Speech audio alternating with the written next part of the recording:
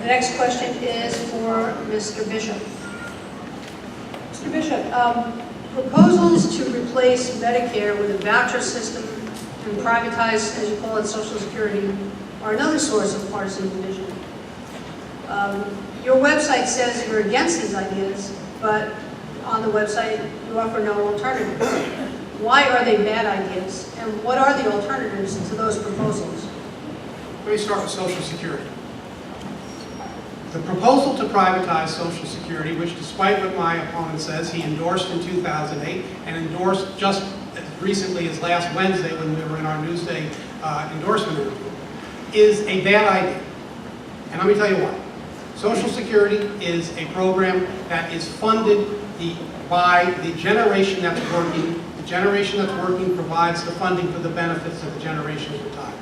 If the generation that's working says, you know what, we're not going to do that anymore, we're going to take our withholding and we're going to put it in a private account for us. How do you pay the benefits of the generation that's working? That's the way the system was set up 70 years ago, 80 years ago, and that's the way it works. It is not a Ponzi scheme. We need to fix Social Security, but we need to be guided by two principles. One is that whatever we do should not increase our deficit, and the other is that we should not increase our debt. Now, if people pull their money out of the trust fund and put it into private accounts, that will increase our debt, because the only way we can cover the current Social Security obligations, if people aren't paying into the system, is by borrowing the money to pay it, and that will also increase our deficit because we'll have to service that debt. Those are just the facts. So privatizing Social Security simply will not work. There are lots of things that we should be looking at. We should be looking at the Social Security disability program, which needs reform. We should be looking at least in isolated ways, of lifting the cap. Right now, the cap is at $117,000 of income.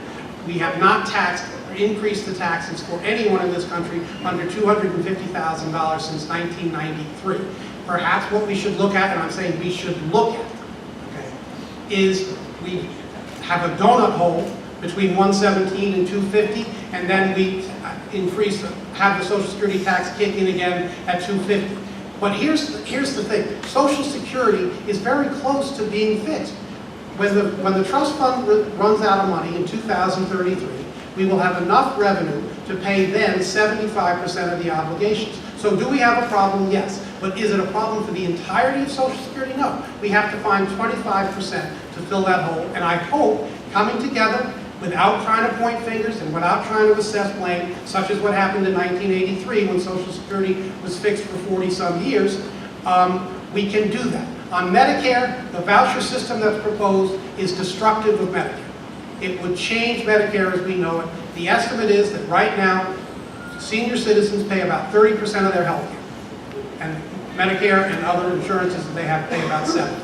If we move to the voucher system that has passed the House of Representatives several times, Republicans voting for it, Democrats voting against it, that number would go to about 60%. I simply cannot support that. And Time is up.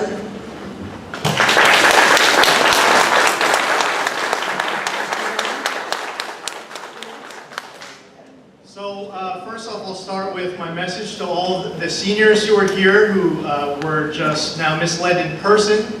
I do not support privatizing your Social Security in any way, shape, or form. That's not, when we were at the Newsday endorsement, we're talking about privatizing Social Security for seniors.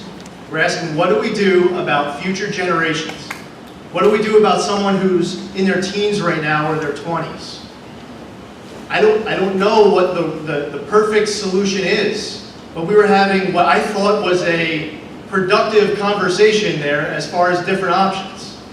But what happens is, as soon as you leave the room of the productive conversation, people who want to get elected so badly will then come to a room like here and take what I said and say that I want to privatize your Social Security, which is not true. Probably will take the soundbite and try to cut that up for YouTube in a few minutes. As far as Medicare goes, Obamacare actually cuts Medicare by over $700 billion. Obamacare cuts Medicare Advantage by over $150 billion. So we have to be intelligent with the legislation that we pass to make sure that we're not making the challenges worse instead of better. I would actually argue that one of the most destructive things that have happened to either of those programs over the course of the last 10 years was Obamacare.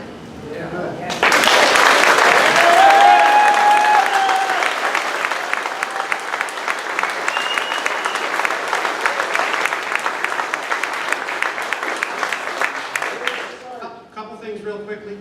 No one, underline no one, is talking about privatizing Social Security for seniors. The discussion is what do you do with people who are Lee's age?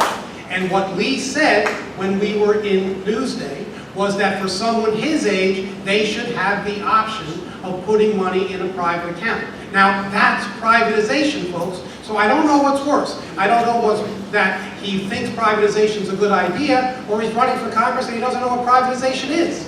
So, I think that, and with respect to Medicare, what the Affordable Care Act does for Medicare is it actually expands opportunity. It prolonged the viability of the trust fund by 16 years. It provides free screenings, free wellness visits. And everybody, we've been talking about this $770 billion out of Medicare for 4 years. No procedure that Medicare covered pre-Medicare, pre-Affordable Care Act. Thank you, I appreciate that.